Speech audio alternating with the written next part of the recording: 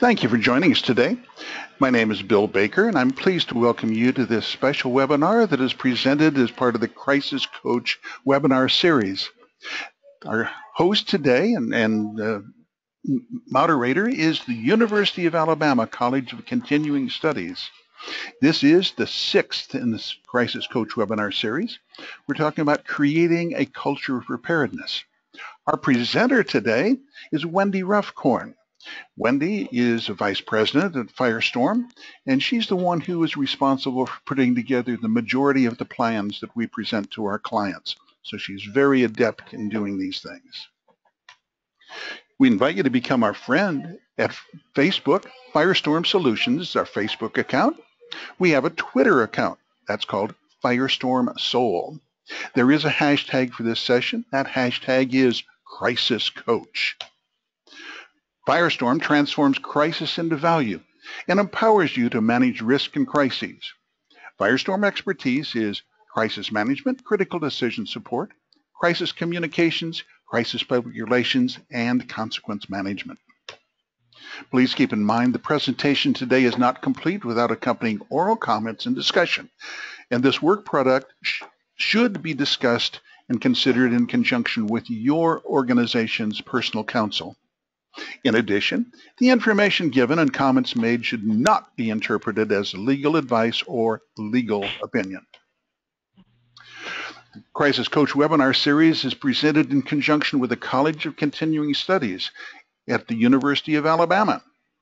University of Alabama is providing these free webinars for University of Alabama alumni, their friends, and their families. We invite you to go to firestorm.com. You can register for future webinars in this series, and you can also watch the recordings of past webinars. Our moderator today is our very good friend, Leroy Hurt. He's the Associate Dean for Professional Development and Community Engagement. And additionally, we understand he now has responsibility to be in charge of the conference center at the University of Alabama. Leroy, over to you, please. Well, thank you very much, and I'm delighted to be here. I wanted to share some thoughts about project management, and it's why we should worry about it. Now, here's some factoids about project management in organizations. The demand for project managers keeps increasing. And careers for project managers are very lucrative. Compensation is relatively high among project managers, and once you get the professional certification, as an individual, your compensation can increase even more because you're that much more valuable to organizations. And organizations themselves, the employers, find a lot of value in having a project management culture because it's a core thing that they rely on to move their business objectives along. Now, when we think about project management, everything is a project. If you're planning a birthday party, for example, in a sense that's a project. You get you have to go from point A to point B. You have to plan, you have to implement, even small things like birthday parties. And then there are projects like this photograph of a boat. It's called the response boat medium. That's what a lot of people in the business world think of when they think of project management.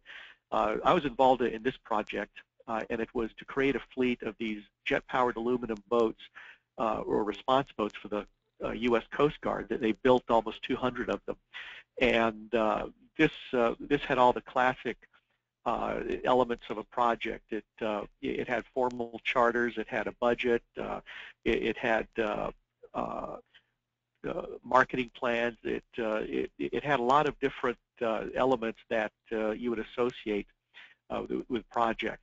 And even in crises, the whole idea of project management is important in preparing for crisis. And why is that? Because most organizations are not where they think they ought to be. in terms of being prepared for crises. And so the organization implements a number of initiatives or projects in order to put things in place to prepare them for it. And so organizations need that project management expertise. Now, part of developing that expertise is building a culture of project management. I wanted to share some thoughts with you about what that means and the kind of mindset that that you want to build into your organization. Probably the centerpiece of having a sound project management culture is to achieve maturity in your organization so that it becomes a matter of course. And the big thing that you're interested in is balancing those three areas of schedule, cost, and performance, so that you can get things on time, on budget, and what the organization needs. Part of having that the project management maturity in your organization is having standards across the enterprise. You'll hear phrases like the project management body of knowledge. Things like that are standards that you want to have throughout your organization so that people communicate with a common language and understand each other. Another element of project management culture is you want to have good, sound methodologies that are more that have become routine in the organization or become part of the organization's makeup as opposed to being ad hoc. And there are a number of methodologies for things like IT, software development, marketing. There are a number of different things, but the key is that you want to have good, solid, established methodologies, because then people are not trying to make things up as they go along. And how do you get to that point? Well, training is the important thing. Investing in your people, building that culture starts with building the people and getting them to understand those elements of project management, the importance of standards and the kinds of standards you want, and then giving them the detailed training on methodologies to use to bring these projects to fruition. For example, when you have training, you're not going to just send them to courses. You want that training to involve all of the individual. You want it to be a fully multi-dimensional experience. So in this particular slide, there are a number of dimensions in the experience that can engage employees as they're going through training, and you want to look for programs that do that. There are things that engage them emotionally. It engages you with the kind of price you want to commit to it. The kinds of things that are provided through the training, the textbooks, the products, all the different things that go into training.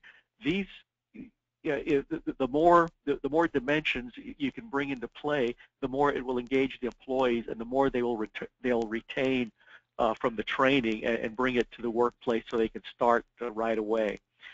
One example of that is simulation. And if you take a look, here's an illustration of a flight simulator. Training can be very effective when you use simulation. And if you're training your employees on project management, there are simulations available.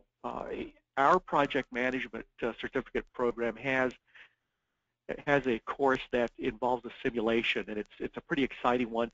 The individuals are put into the role of project managers and members of project teams, and they have situations thrown at them, and they have to respond to those situations.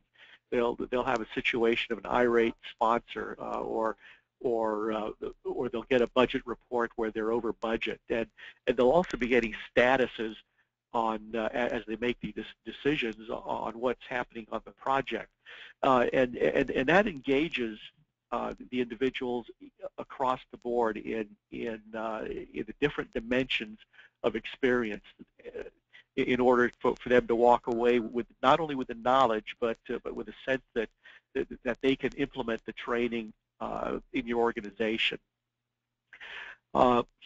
So how does this all relate to Crisis Coach? Well, you're probably going to be implementing projects in order to do some things to prepare your organization for crisis. That means you're going to have time and money at risk. You'll have reputation at risk. The scope of what you do will be at risk, and what you'll be doing is implementing projects to reduce that risk, to manage it, to be able to respond to it. And so project management is an important skill that you want to have available in your organization. For ours, if you take a look at the project management website, that will give you a view of the course that is offered, especially with the simulation. And it's something that can be done not just by individuals and the leaders in organizations, but entrepreneurs who want to hang out their shingle often get into the project management game. So that's something to keep in mind as you're going through your organization, is this notion of as you get ready to prepare your organization to respond to crises, think in terms of project management, because you're going to find that that is a lot of what you'll be doing as you start improving your posture. Back to you, Bill.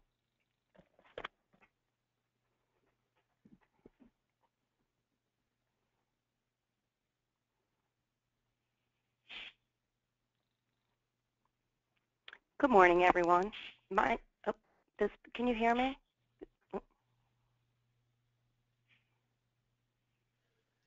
Yes, we can hear you, Wendy.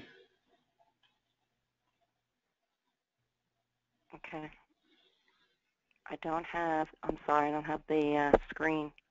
Yeah, you should have. There we go. I don't see it We're on seeing my your screen. good-looking son. Yes, I don't see the webinar. I'll pull it up here. I'm so sorry, everyone. Please bear with me. Okay, good morning, everyone. My name is Wendy Ruthcorn, and I'm Vice President of Plan Development for Firestorm, and I'm happy to be with you as today's presenter for this webinar. From what we hear, most people are in disaster denial. We hear things like, it won't happen here, it will not be so bad, it costs too much, it's not in the budget for this year, we will plan to do it next year, or maybe the next, and so on and so forth. And so it's not a matter of it not being important. Everyone agrees that planning is important. It's a matter of understanding the urgency of doing it, taking the time, and making the investment to ensure a culture of preparedness exists within the organization. Many of you are familiar with the updated ISO standard for quality that has added risk to the equation. Well, there is now a link between quality and risk. This is important because risk is all around us. And there are a lot of things we can do with risk. We need to first identify our risks. In some cases, we can prevent risks. Where we can't prevent, we must prioritize and mitigate.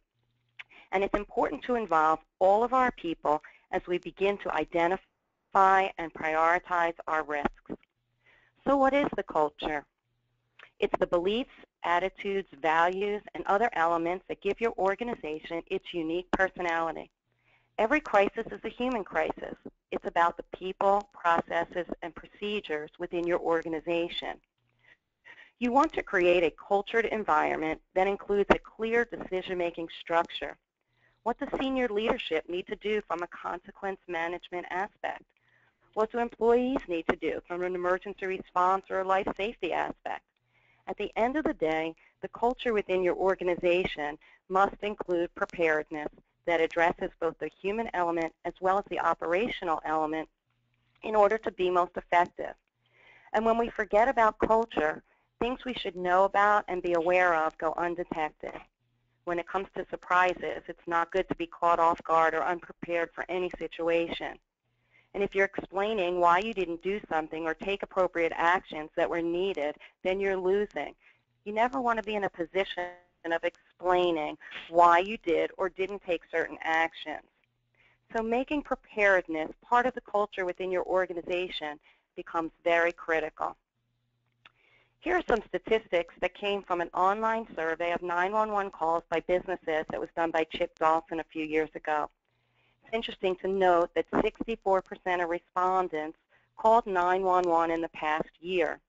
Reasons included 52% were medically related, 24% for crime and violence, and this includes domestic violence that we see increasingly creeping into the workplace, and also behaviors of concern that go undetected and then escalate. 17% were for fires and 7% hazardous materials. It's also interesting to note that 30% had never held a drill or exercise, so it's unclear whether their plans would even be effective at the time of event.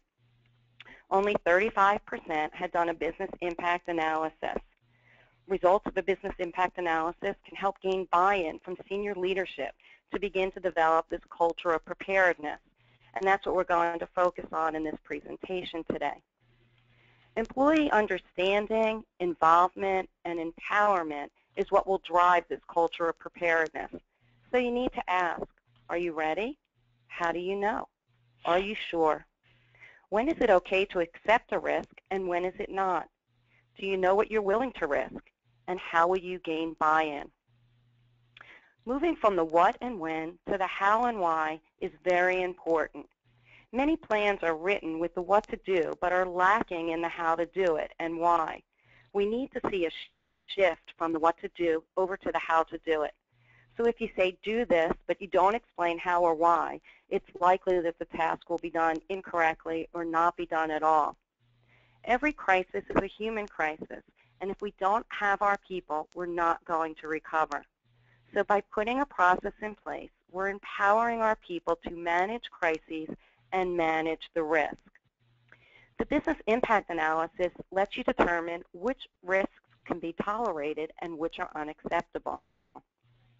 Consider your most senior employees and what they know about risk.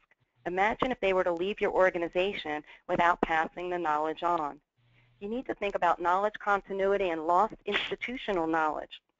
You need to document, maintain, and transfer organizational knowledge regarding risk mitigation as turnover occurs.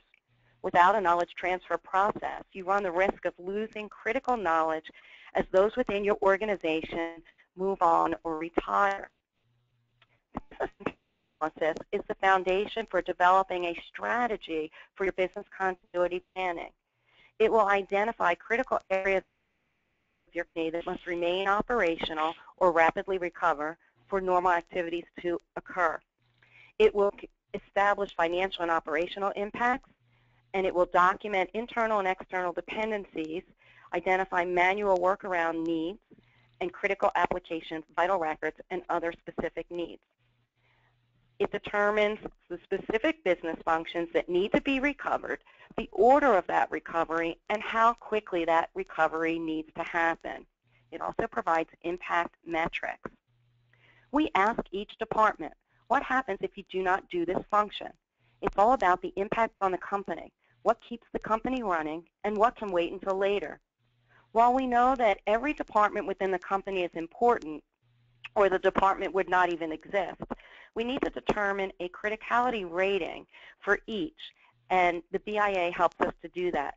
It's important to understand that every department cannot be identified as, quote, mission critical. One way to understand how critical a department or business function is to determine how long the company can continue to do business without it. So how do we begin? We do a document review. We look at plans, policies, and procedures currently in place. We distribute questionnaires to department heads for the key business functions. We then analyze the information provided in the questionnaires and then conduct follow-up interviews with the BIA participants to ensure, A, that they had understood the questions correctly, and B, that we have a correct understanding of the answers that were given. We then create a draft report that is shared with senior leadership to go over the preliminary results and recommendations. We make adjustments and produce a final report that will empower senior leadership to implement the necessary strategies to ensure that the company is prepared to mitigate or rapidly recover from any business disruption. Here we listed some sample BIA participants. Many of the departments listed here are common across most organizations. I'm sure most of you have finance, HR, and IT departments within your own organizations. You may also have some departments that are unique to your company that you'd want to include in your own BIA process. We recently had a client, a workers' compensation insurance provider, that included the mailroom department in their BIA process. The mailroom was the hub of all the time-sensitive information coming in and going out. The mailroom actually needed to be up and running first for business to continue. While that wasn't intuitively obvious at the start of the process, operational and financial impacts were so severe early on if this department wasn't running that it ended up ranking #1 overall in criticality.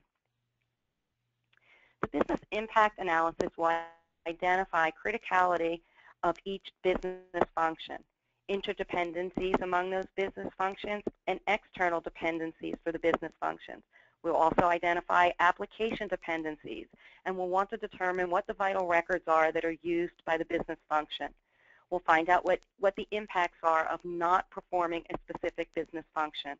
Then come up with recovery time objectives for each business function, meaning when does that business function need to be back up and running? We'll also come up with recovery point objectives for the data that supports the business function. In other words, we want to know how much data loss can actually be tolerated by each specific business function. We'll also want to know what resources are required to support each business function's recovery. So what is critical? Critical operations are activities that are necessary to support the primary mission of the organization.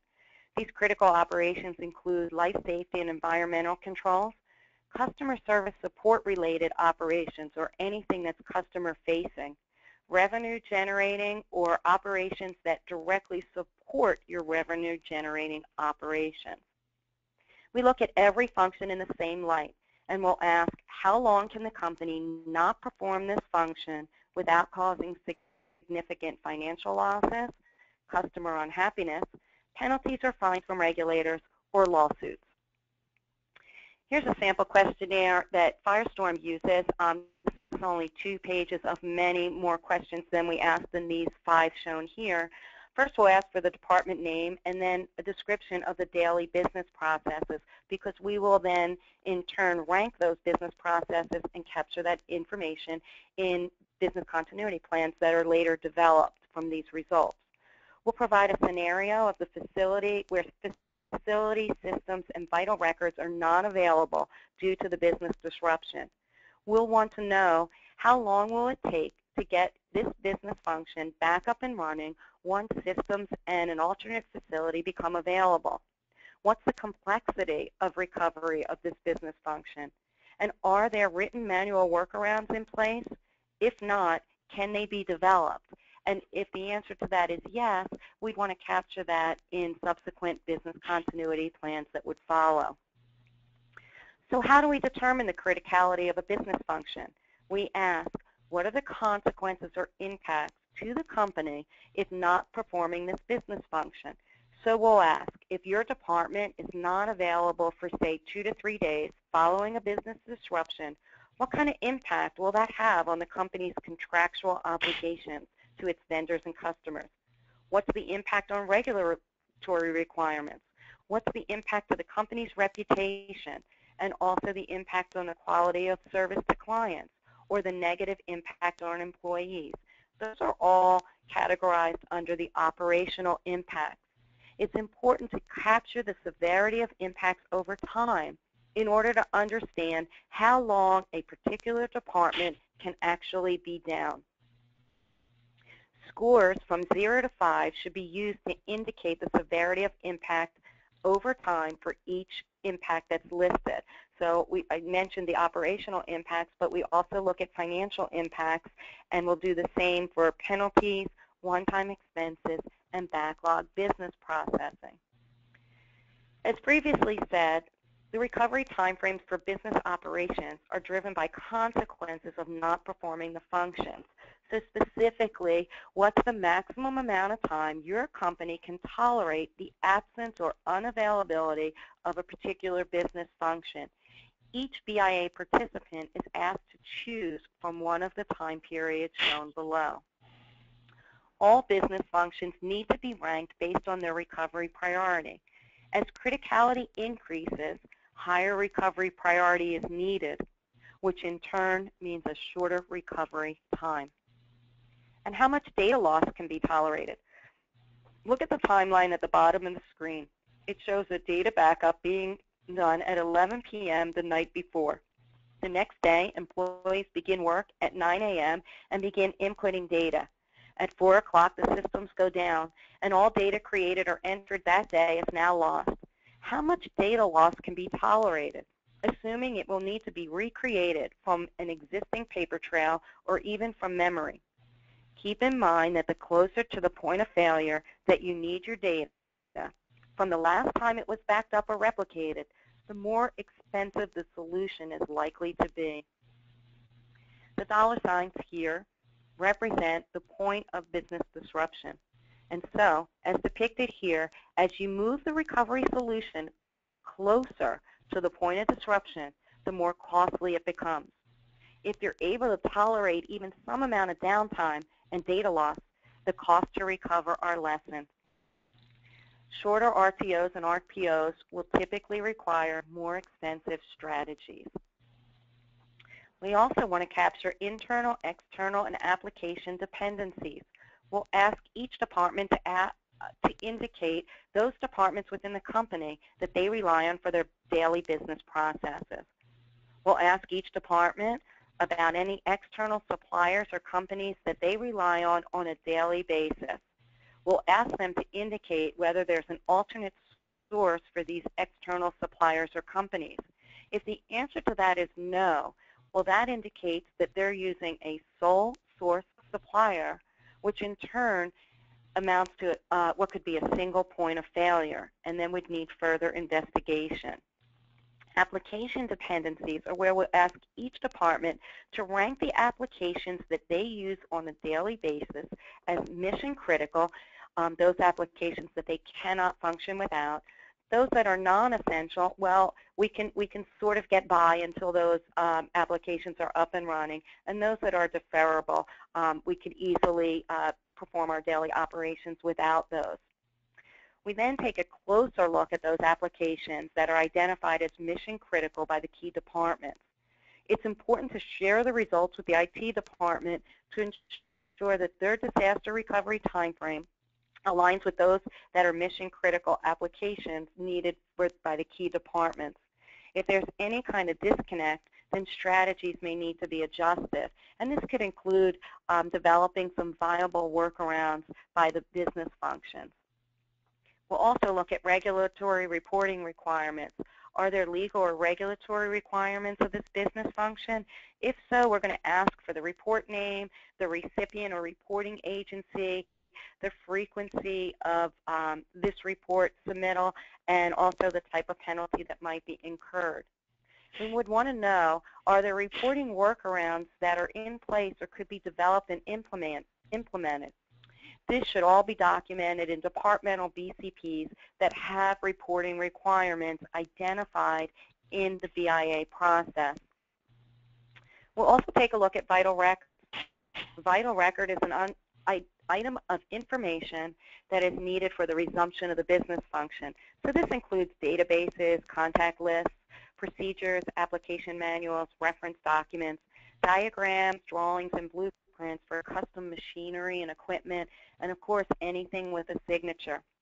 Vital records identified during the BIA process would then in turn be documented in individual departmental BCPs to ensure their availability at the time of event. The BCP should identify the vital record, whether it exists in hard copy, electronically, or both, and how quickly it is needed for the operations to continue. We'll also capture special equipment, supplies, and forms during this process. These are items that can't be reproduced quickly or even bought in an office supply store. Again, we talk about custom machinery or equipment, pre-printed forms, anything with your letterhead, or possibly some check stock. Perhaps you need to have duplicate storage for your checks in case the primary storage location has been impacted. So you want to make sure that if that's necessary, that you have 2 ways of storing your manual check stock. As with the vital records, special equipment and supplies identified during the BIA process would then be documented in individual departmental BCPs. Firestorm uses its own BIA tool to capture and aggregate the data provided from the questionnaire. Not every department can be ranked the #1 department in terms of recovery. So the BIA tool helps us to graphically understand the criticality ranking. As you can see here for this client, corporate affairs has the lowest ranking, presumably because there were very little or no operational or financial impacts to the company if this department was down for any length of time. Alternatively, retail property management has the most severe operational and financial impacts over time, giving it the highest criticality score. This slide shows the breakdown of the criticality scoring for both financial and operational impacts that we had discussed in an earlier slide. You can see here that corporate affairs didn't indicate any operational impacts at all, and the financial impacts were relatively minor over time, most likely due to some backlog business processing. The total criticality scores here are used to help determine the recovery time objectives for each business function.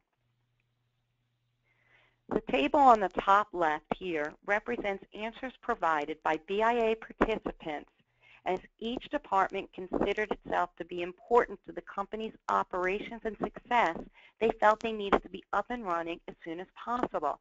So they gave themselves very early recovery time objectives. As you can see, the table on the bottom right shows the RTOs that were adjusted after Firestorm interviews with each department. We were actually able to push back some of the recovery of many of the departments as their impacts didn't support their earlier RTOs as provided in the table on the top left. And so interviews become extremely critical in understanding those elements. Remember, the more people and departments you need to recover instantly, the more expensive your recovery solution needs to be. This slide actually shows a good snapshot of recovery priorities. So we list the business functions, then we list their total criticality score, and the preferred business resumption sequence from 1 to 17. We then show the recovery time objective, or the required recovery window. We then capture the maximum data loss tolerance for each business function, or the recovery point objective. We also capture how long it will take to resume operations. And so in most cases, it wasn't too long, less than 4 hours, and most of these business functions could be up and running, presumably because all they needed was equipment, perhaps a laptop, some communications capabilities, telephone and whatnot, cell phone, and access to the internet or access to their systems. Perhaps they could work from home and VPN in. And also how difficult resumptions would be on a scale of 1 to 5. Once we have a prioritization of recovery, we divide the recovery into 2 tiers, Tier 1 and Tier 2. For this particular client, the 7-day RTO fell under Tier 2. For your company, it may fall under Tier 1. No 2 companies are the same, and the prioritization will be different each time. Most of the Tier 2 departments will likely recover sooner on their own than their identified RTOs here. We're not saying here that Tier 2 departments should sit idle until the recovery time. What we're saying is they won't be given priority in the recovery process. This two-tier structure helps to focus attention on the most critical areas within your company. Once all Tier 1 departments are up and running, focus can then shift on Tier 2. The BIA tool allows us to also look at this on a cumulative basis at the highest levels. The first chart shows there's really no regulatory impact for this company. Our concerns would be around, number one, quality of service, and it makes sense that a close second would be reputation and image. And that's where the recovery strategy needs to be focused for this client. Backlog processing was the cause of most of the financial impact felt by this company. And this could mean paying employees overtime to handle backlog processing necessary to catch up. The two graphs on the right show cumulative financial and operational impacts over time. And as expected, the severity increases as the outage duration lengthens. Here we pull together all the information gathered about the dependencies. We're able to get an overall picture with each of these tables. We look at internal dependencies, external dependencies, special equipment and supplies, and application dependencies. I'd like to draw your attention to the external dependencies table and the last column there where it says alternate source. Where the business functions indicated there was no alternate source, that meant they relied on a sole source supplier for something. A sole source supplier, as I mentioned before, is equivalent to a possible single point of failure. So you need to review your strategies on this, and if necessary, look at your supplier's plans to ensure that they have robust recovery plans in place and they are addressing their risks properly. All the things we've been talking about can be resolved through a predict, plan, perform process. In the predict process, you'll look at the vulnerabilities, threats, and impacts. The BIA, talked about here today, falls under this category. Then you can move to the plan phase. Once you know and understand your threats and impacts, you can then develop policies, plans, and procedures. These include your business continuity plans, crisis management plan, emergency response plans, workplace violence plans, etc. You may have some plans that are very unique and specific to your organization. And all of these plans help to document and build your comprehensive business continuity program. Finally, we move to the perform phase, where we'll implement viable solutions, conduct training and testing. Once plans are in place, you'll need to provide training to ensure that everyone is familiar with the plans, and then conduct test exercises to ensure they can be carried out effectively. Remember, you don't want any surprises. So, do you want to know what will happen tomorrow? If you do, then creating a culture of preparedness empowers you to do so. Can you afford not to know? I'm sure we can all agree that the answer here is no. Contact Firestorm to learn more about how to participate in our virtual test exercise with your team. In August, Firestorm will be conducting a virtual test exercise. We encourage you to sign up for this, where you can have your team participate as we take you through a business crisis scenario. You can have your team together in one room in your facility and participate as we facilitate the exercise. You can also contact us to help you align your plans to standards and best practices, or to help you create or learn more about developing your own intelligent network and understanding how to monitor for threats and see exactly what's being said about your company on social media, both internally by employees and externally. You can also contact us to schedule crisis coach training. We'd like to offer everyone on the call today a free self-assessment and expert analysis valued at $2,500. The self-assessment is a 45-minute to 1-hour telephonic interview with one representative from your company, and will ask a series of questions about your program and then produce a report that provides a pre-action index rating that indicates your program's current preparedness level. The report can assist you in determining areas that need your focus and will help you prioritize your planning needs. I'd like to say thank you to Leroy and the College of Continuing Studies of the University of Alabama. I'm not quite sure if Leroy can speak at this time. I'd like to ask Leroy if he has any closing comments for the group. And I don't know if he's on mute. Hi, thank you, Wendy. Yeah, we're delighted to be partnering with Firestorm on these things, because risk is really a big deal to the University of Alabama. After all, we were at ground zero in 2011 when that big tornado came through Tuscaloosa, and it certainly underscores the importance of crisis coach.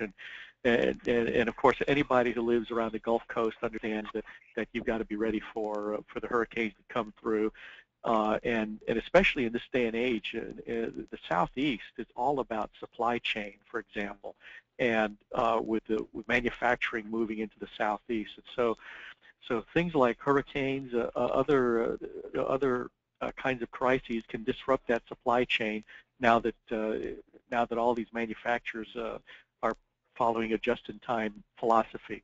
Not only that, but that the supply chain in particular in the Southeast is going to be growing even more, because the Panama Canal is getting expanded, and that's going to increase traffic in the area.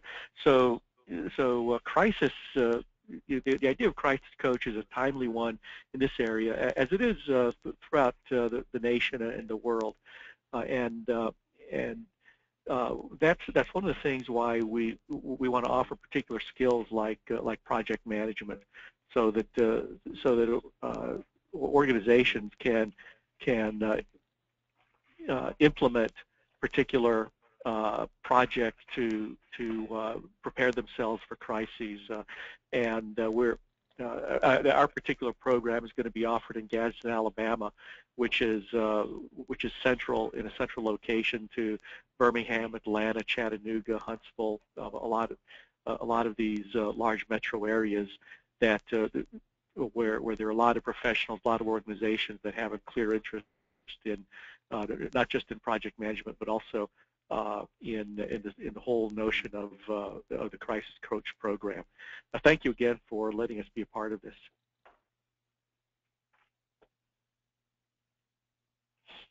Yeah, I'd like to thank you all.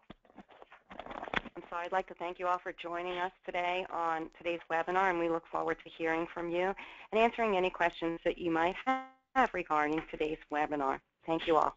Bye-bye.